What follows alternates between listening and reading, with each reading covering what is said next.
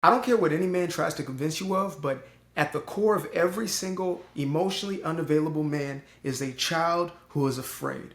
Now, I was the type of dude who would have had you convinced that I simply did not have emotions, that I didn't have the capacity to love or to be bonded within a relationship. And so, that distance seemed real. When in reality, I needed you to believe that in order for me to feel that I was not going to be hurt. The reason why I always kept you at an arm's distance is because I felt it was my only means of protection. Now, in the first three installments of the Confessions of the Emotionally Unavailable Man, I covered quite a bit of ground. I talked about, how I got to this place, what it was like being in this place, being an emotionally unavailable man, being a man who was so void of his own emotions, or one who was evading and escaping his own emotions. But today I want to focus specifically on a few questions that came up time and time again. And one of those questions is, did you change because of what happened, or something that came up in a relationship? Now, this is first and foremost a great question, because when most of us think about any sort of change, it's usually triggered by something that happens. We usually do it as a response or reaction to something. However, what I've also realized is that most lasting change doesn't come from reaction, but instead it comes from us finally realizing that the pain outweighs the pleasure, right? Like, it's too painful now to be this void of my emotions. It's creating too much chaos within myself. I feel a void that just cannot be filled. I feel dissatisfied with my own existence. And the thing I felt was protecting me is actually keeping me bonded. And so, where my awakening journey or my healing journey started was first and foremost the acceptance that I had this fear of commitment. And it didn't just show up in my relationships. It showed up in every single aspect of my life. I was afraid to commit in the work that I did, right? I was afraid to fully give myself over. So when it came to intimate relationships, which are the closest and most interwound type of relationships we have besides those with our parents, whether they were in our lives or not, that was the most terrifying place for me to ever fully commit. And this doesn't mean I was running around being scandalous. I didn't have that wiring. I couldn't do it. I couldn't be the guy, who was running around behind your back. But what I did do was keep an arm's distance within the context of the relationship. So I would be there, but I wasn't fully being there. And so again, this was the sequence of the relationships I had for the better half of a decade plus, right? And I couldn't see myself in that. All I could see was that I feel safe where I'm at. I felt the sense of familiarity, and that's what kept me in the very same cycle. I allowed myself to stay in that very same cycle.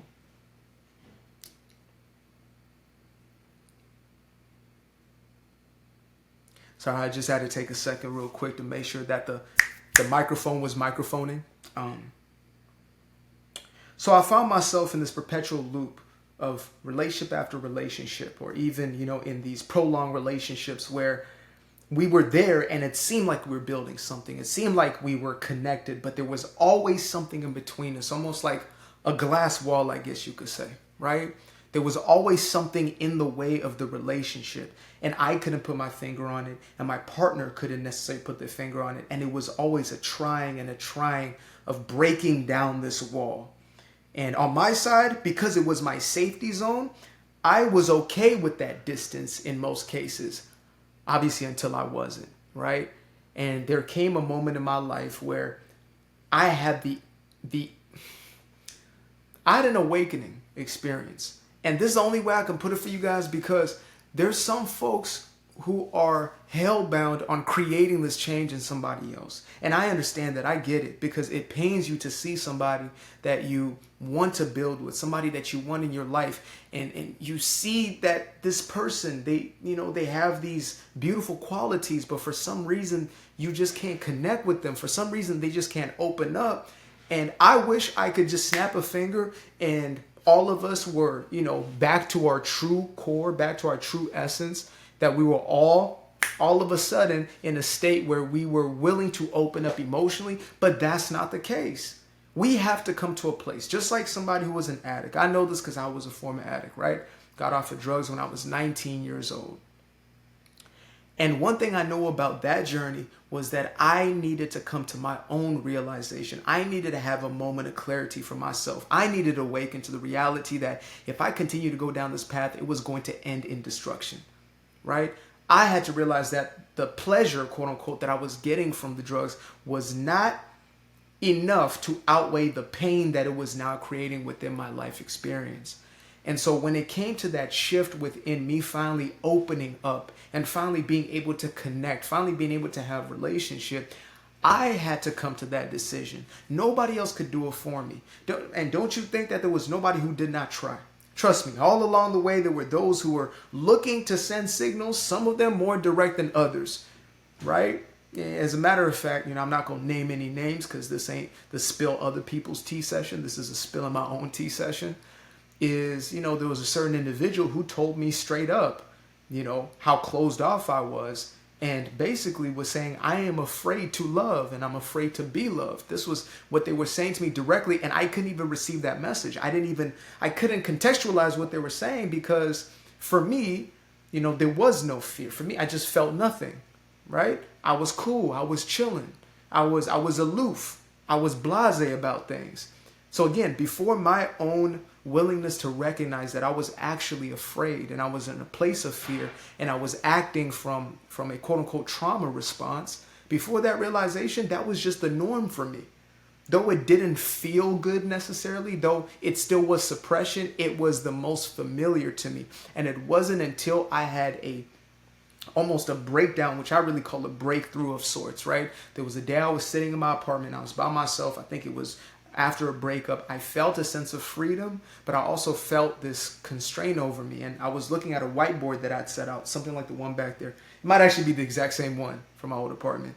I was looking at the whiteboard and I had all these things written on it, different goals, aspirations, and every single one of them had been neglected. It was something that I had on that board for God knows how long, and yet I actually had not given myself over to. And in that moment, for some reason, it's like a perfect storm of events and sequences, and my brain had enough time to process, maybe just a level of allowance in that moment, where all of a sudden I had a sequence of images, of memories, of times that I had sabotaged relationships. I had sabotaged, myself in context of maybe my career, in just different ways where I was afraid to commit myself and give myself over. And so that ended up in pain point. And for the first time, I felt that pain.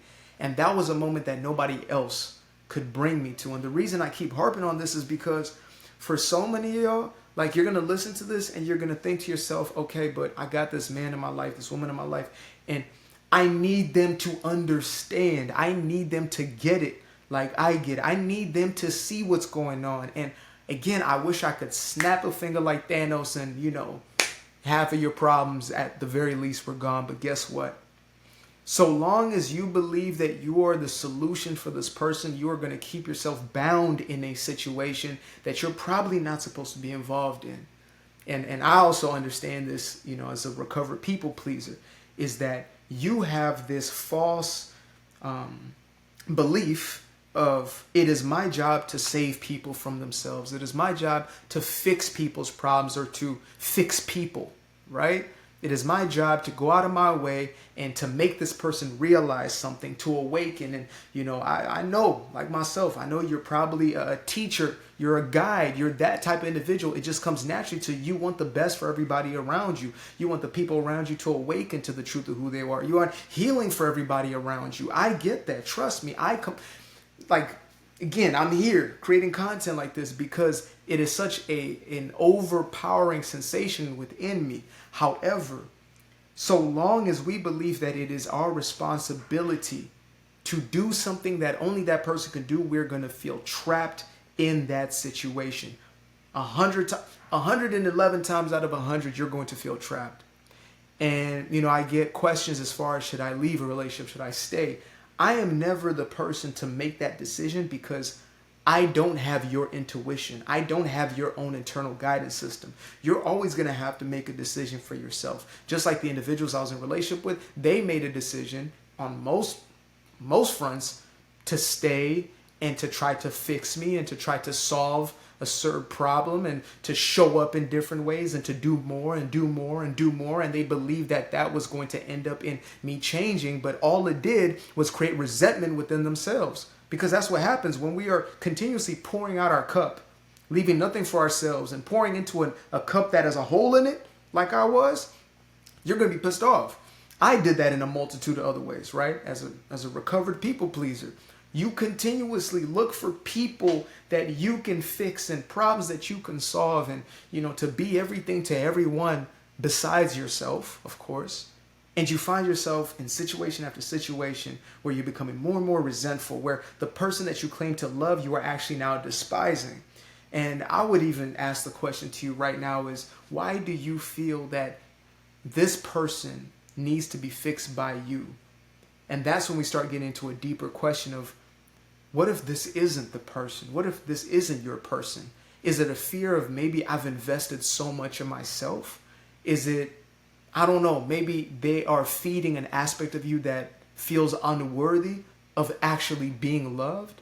Because these are things I've now had to question on the other side. Now allow myself to feel and to experience, the totality of emotions and letting go of that fear of a loss of love, which I believe is downright at the bottom of the greatest fears that any of us have, right? To fear losing, quote unquote, losing love. We can never lose love. We are always loved and we will always be loved. But our perception, we've been taught that, attention is love, or affection is love, physical touch or a person doing certain things or showing up a certain way is love. And so when that thing is taken away or that thing is not demonstrated, we feel as if we're not loved, right? And again, on the other side of it, if I was looking at a partner who was emotionally unavailable, I'll be asking myself, why am I staying here? Why am I trying to fix this problem? Why do I feel it's my responsibility to do something that they were assigned to do? Because let's not get that twisted. And I've probably done enough videos on this subject matter to fill a library, fill a hall up at this point, right? Do a 2.5-hour movie on some Godfather type stuff. When I am making myself responsible for somebody else's emotions, I am catching myself in a situation that is a literal imprisonment. It's a shackling of myself, because you can't go anywhere with that. You can't go anywhere. If you are taking on a responsibility that isn't yours and you can't do anything about, then what else can you feel besides trapped? What else can you feel besides stuck? What else can you do besides suffer? There's no other option in that. And so again, that's why I really wanted to address this first question first is, did something have to happen? Because I know that the question that's really looming is, how do I change the person that I'm with? And that's really what I wanted to take time to get into is, it's not your job to change the person. It never will be, and you cannot change them. It may be that you and this person are going to grow together, right? You both have a self-discovery together. This person is on their healing journey, so are you. And that's a beautiful thing. But it is equally as possible, if not more so possible, that this was a relationship that was meant to teach you a vital lesson. And that lesson is to let go of control, is to stop trying to be the fixer and the savior of everybody else and instead focus on your own damn self. And I know that's a message. I should have put a trigger warning before this damn video, because that's the message that actually needs to be heard. It's not necessarily about the emotionally unavailable man. You can come to understand why we are the way that we are, the way that we move, and why it is that we're closed off. But that doesn't mean that you're going to be able to change that, because it's not your job to change it. It's my job to change it. It's my job to choose healing. It's my job to choose to do the inner work. It's my job to mature. Nobody else can make that decision for me. And it's a difficult pill to swallow, because for most of our lives, we have been taught that it is our responsibility to manage other people's emotions. We've been told it's our responsibility to make sure that everybody else around us is okay, but yet we have not been fine-tuned, hardwired, or conditioned to understand how to truly take care of ourselves. We've been told that that is selfish. We've been told that, putting yourself first is at the root of selfishness, when in truth, you can't do anything but take care of yourself. Nobody else in your life experience can be altered or shifted or changed by what you think and what you feel. Only you can. Other people can be influenced by it, right?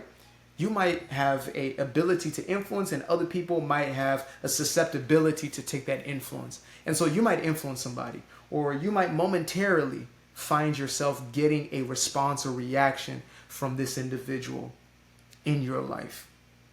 And you may think to yourself, okay, it worked here when I did this. So if I just do more stuff, right? If I just clean, extra, or if I work extra hours, if I give them another, 2 massages instead of 1, you're doing all these types of things. You're playing all these types of tricks and games. And, it's really a form of manipulation. Not saying it's bad or good. It's just a form. You're trying to physically manipulate somebody into being a different way. And the reason why you were miserable in the process of it, the reason why you're struggling and suffering in the process of it, is because it is not your job. You are supposed to surrender everybody else's will to themselves. The only person that you are in quote unquote charge of is a child that comes directly up out of you, or a child that you bring into your life and take responsibility of. But even them, at a certain age, it's on them. They got to make their own decisions for themselves. And so for us, grown men, grown boy, like you're not here to raise that man or that boy into manhood. You cannot do that. Even his own father, whether in his life or not, that responsibility was only to be a guide. But he couldn't even make the man a man. A man has to make a decision to be that, to mature, to allow themselves to no longer be, this victim to life, to no longer accept a life that is half lived, to no longer be a shell of themselves, to step out of that fear and to embrace love and to truly feel. The only one who can make that decision is that individual. And for me, this is, again, as you can tell, this is something that is very near and dear to my heart, not just because I know that I was that person, but because I am now standing on the outside. And I know that, look, the woman who is in my life at this point is my soulmate. She is the true love of my life. She has my heart, my soul, my mind. She got it all. And vice versa, okay? I don't need her. I desire her. I don't need her. I want her. And that's the difference, okay? So I'm just lay that out first. This woman does not show up with a single ounce of what I need to be in order for her to feel better about herself, and neither do I. And guess what? That is the greatest freedom that we experience within our relationship. Whereas before, I would show up in a relationship, they would show up in a relationship, and we have expectations of, you need to show up in this way. You need to do these things or not do these things in order for me to love, or to show you some signs of affection and connection, some signs of attention, or whatever ways it may show up. And that seems normal because it's been normalized, right? That another is responsible for your emotions. Yeah, I mean, it's your partner. They're supposed to be responsible. No, they're not supposed to be. It doesn't matter what title. They might have husband and wife. They're not responsible for your emotions. You are responsible for cultivating. And if that individual cannot resonate with you, they can't meet you where you are, they're going to fall to the wayside and fall out of your experience naturally. Or you're going to make a decision that is rooted from a place of power instead of from a place of fear, instead of from a place of simple frustration. Because if you just leave the situation from frustration, you're just going to meet it somewhere else because you haven't fully learned your lesson. I know you didn't expect this. You didn't expect it to be about you, but it's always about us. I had to accept that every single relationship, whether it was intimate relationship, friendship, whatever it is, was an opportunity for me to face an aspect of myself. So again, as that people-pleasing individual, I will always attract individuals who were needy, individuals who always wanted something and needed more, and were never satisfied, right? And I would continuously, quote unquote, give and give and give, because I was afraid to live in any other way, really. I was afraid to see what would happen if I let down or disappointed, or if I wasn't perceived as a good person. I needed the other person to validate me. I needed other people to feel a certain way in order for me to feel a certain way. And again, that is a prison of your own making. You're in shackles. And so when you're in this relationship with an individual who is not willing to confront their own emotional state, who's not willing to go deep, to do that shadow work, to look and introspect, who is not willing to face the fact that it is them creating their own misery. If you are in that type of relationship, the only thing you can do is quote unquote hold space for somebody. That's it. You can be an example of love, but you have to be that. You can't be somebody who is also seeking your own validation from another individual. And I believe that's the real conversation that's to be had here is, what is it that you are still needing from that person? What are they fulfilling in you?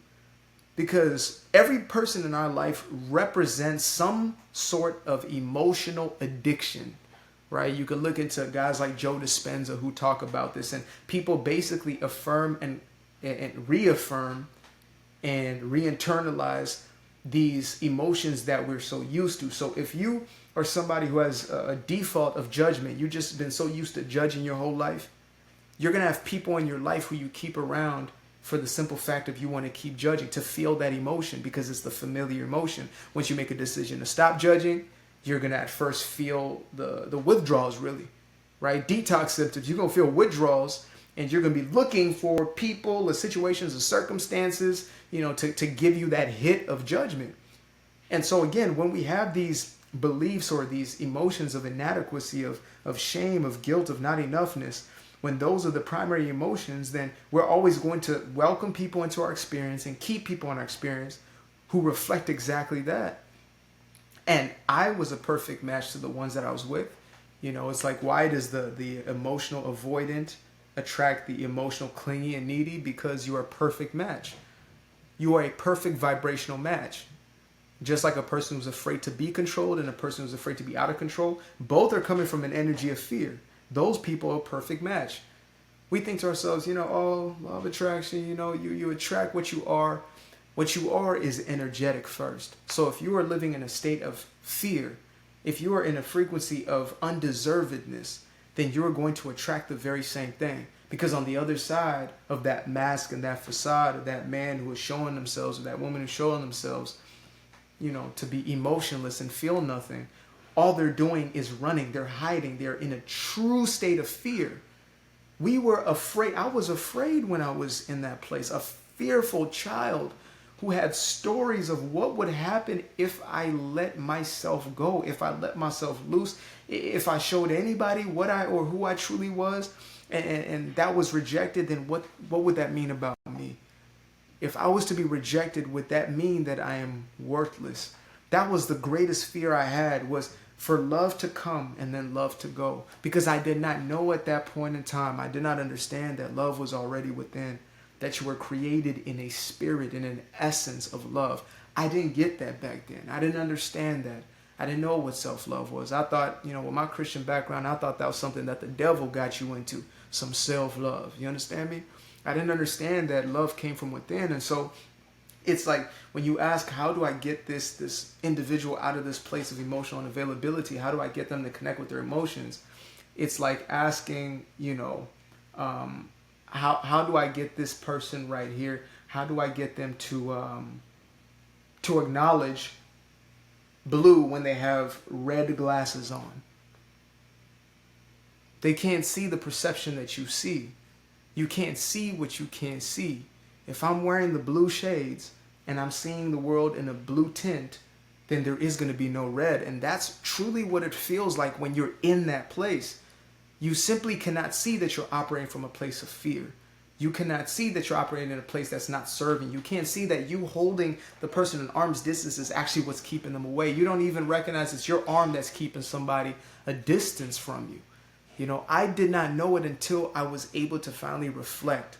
And that was when I opened up. But I was the one who had to be willing and able. It's like, there's the analogy or the allegory of the cave, which is basically a story of how all humanity was born into this dark cave and all they ever knew was a cave. There were stories about the sun and, world out there, but they thought it was a myth. So one person ends up venturing to the end of the cave, sees the sun bright as all can be, blinding lights, gets out into the sun, and first is painful, but then it is euphoric because, it's the sun. Like, if you ain't got some sun in a minute, you know what I'm talking about. Live on the East Coast in the U.S. or, somewhere down south, up north, whatever it may be, or hold up. You know what that's like, right? Seeing no sun for a few months would get on your damn nerves, let alone a few damn years, let alone a few decades. So anyway, story goes, first person is exposed to the sun, is so excited and wants to go tell everybody about the sun they just saw, about there's a world out there, there's a life, there's this green stuff coming out of the ground, there's this blue thing. I don't even know what blue is. I can't even explain colors to you because we just been in darkness. And he tries to drag people out of the cave, come see it. And the people resist and they fight and they resist and they fight. They tell him he's crazy, and they pull him more and more. They beat him to a pulp at a certain point because they can't stand that message of light, because they don't have a recollection. They are so addicted to and in love with the darkness. And that is the case for a majority of people. And this goes beyond emotional unavailability. Now we're getting into a whole nother sector of just anybody who is in a place where they're not yet ready to see the light. You cannot force that person. You can't drag them, pull them.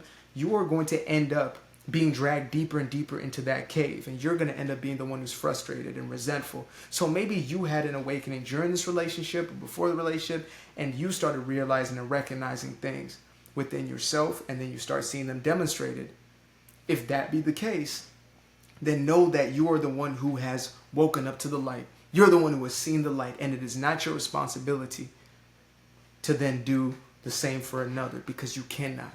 That person has to make a decision within themselves to be like, you know what, I think I'm ready to venture out and at least get a glimpse of the light, if it even exists, right? You know there's love on the other side. You know that there is beauty, and you want them to experience that. We so badly want people to experience the good that we are now experiencing. But when it's done from a place of fear and scarcity within ourselves, then we are no better than the individual who is in the deepest part of the cave. We have to operate from a place of self-fullness, really. We have to truly put ourselves first in that way. And we have to feed our own soul, feed our own soul, feed our own soul. And that's going to illuminate and allow us to be an example. So instead of being in the cave talking about stuff, you outside enjoying the sun. And then now some people are creeping and peeping and, oh my goodness, what's out there? And they can choose that experience for themselves. There are going to be some who run back in the cave, and that's okay. You might be with an individual who runs back in the cave. Do not fear that. And if you do fear it, we actually have to get into the question of, why do you fear them not being in your experience, no longer being in your life? Is it because you actually have a fear of a loss of love? And that's a spoiler alert, damn near a rhetorical question, right? If you fear somebody leaving your life experience for any given reason, there's a fear of a loss of something, a loss of love. If you fear that if this person, even though I'm feeling stressed out, I'm feeling, my body is sending signals, my body is speaking. My mind is speaking one language and my body is speaking another, but my body is too loud at this point. It's telling you that this thing ain't for you, that this ain't the road that you're supposed to go, and yet you're fighting, you're resisting that. My question for you would be, why are you resisting the very messaging that is trying to get you into your state of freedom? Why are you avoiding your own growth? Why are you avoiding your own journey, your own process? Because it's much easier. Trust me, I get it. When I stepped out of that and I started down my healing journey, first thing I was doing was coaching people one-on-one, etc. Not realizing I was just using that as another, place to really hide from my own internal work. I was using other people's problems as a place to hide because it was a lot more comfortable than having to actually look at what was going on internally. And so, again, I bet you didn't know that this message was going to be what it is right now. But guess what? It is what it is. And the message is, it has always been about you. It has always been about looking within yourself and saying, why am I making this the basis of my decision making? What is it that I fear to lose? And if there is a fear of loss, then we can start, because now you're being honest, you're being truthful with yourself. And every time you bring light to an issue, it is basically 49% of the way resolved. Once you just put honesty on it, once you put that light of honesty, once you illuminate the thing, now there's awareness around it. And now you can't unsee it. So now you can either choose to resist it, and it's going to be a painful journey, or you can choose to accept it, to surrender, and to allow yourself to go with that flow. That's all there is to it.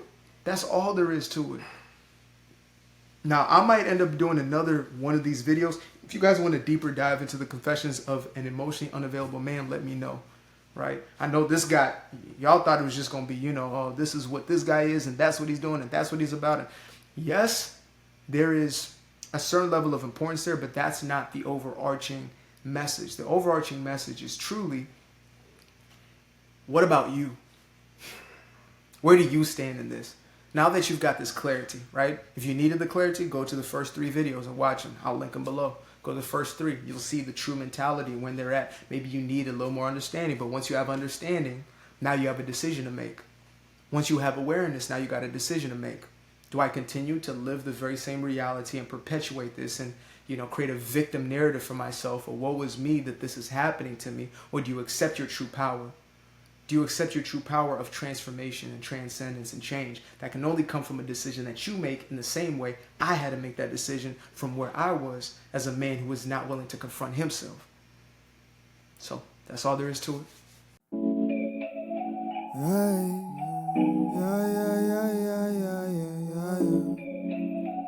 Fell in love with the moonlight.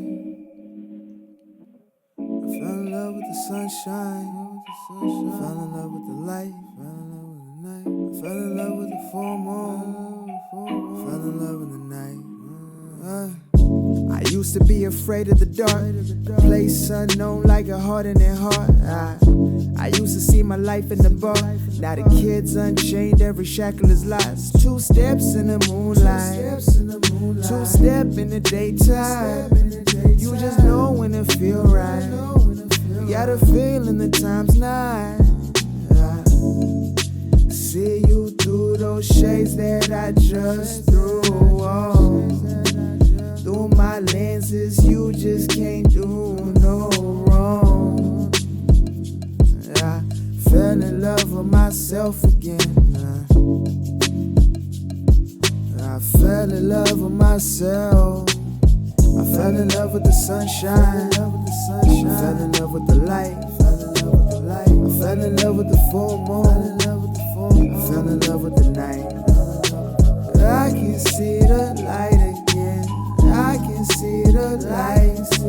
You can see the life in him illuminate the night. I know the time is taking a 3